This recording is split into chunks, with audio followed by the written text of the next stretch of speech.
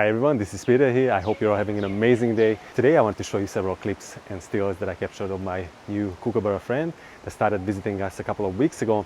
Most of the stills and clips that you're gonna see in this video were taken with my old Canon 1DX Mark II with the EF 35mm f1.2 lens for beautiful creamy bokeh. The rest of the images were captured with the Canon 80D using the 18 to 135mm Nano USM. Anyway, let's have a look at those images now. Let's start with some wide-angle portraits that were taken at the widest aperture of f1.4. This first image was captured on an overcast afternoon, and this laughing kookaburra we call Cookie is a female. Laughing kookaburras are sexually dimorphic, with females having more muted shades of blue on their wings, and she's also a little bit larger than my friend here in this second shot. He's the male, about 20% smaller, and you can see that prominent blue color on him is much more vivid. Jacko is also a little bit bolder and usually is the first to arrive in our backyard, hoping to get some tasty wombaroo, which is essentially an insectivore rearing mix that is suitable for not only magpies, but for example kingfishers like kookaburras as well. In the following two crop shots, you can see him as he flies in to snatch pieces of wombaroo on the heels hoist. In this first image, you can even see the nictitating membrane, the translucent third eyelid that protects and moistens their eyes while maintaining vision.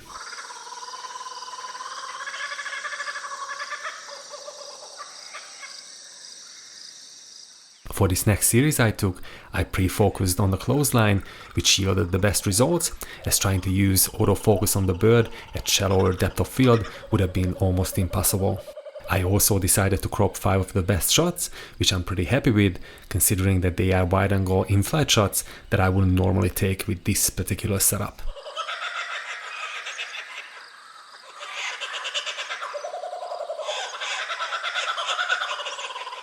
Before showing you the images that I captured with a standard kit zoom lens, I also wanted to share a few portraits that I grabbed with my iPhone14 in portrait mode at an aperture of f1.5. The bokeh is obviously not as natural looking and the depth of field isn't as accurate, but considering that it's a tiny sensor in a phone, they aren't too bad, and I quite like the colors and the high dynamic range. These last few images were all taken with the Canon 80D at the maximum focal length of 135mm in different lighting conditions. For the majority of these shots, I had to increase the shadow detail quite a bit and also apply denoise in Lightroom, which does a magnificent job in retaining detail while eliminating noise. Luckily, these kookaburras are very friendly, and I managed to get very close for this portrait, where you can see even the reflection of the backyard in the eye. I quite like the backlighting in this following photo, and the last 3 shots were actually taken while they were perched on the heels hoist next door. That was a very windy day too, which you can clearly see on those ruffled feathers.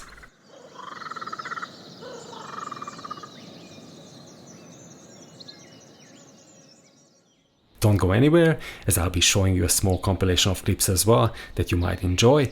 You will find the longer versions in the Nature Videos playlist if you are interested. This first one is quite funny, where one of our resident magpies looked rather annoyed by Cookie's presence.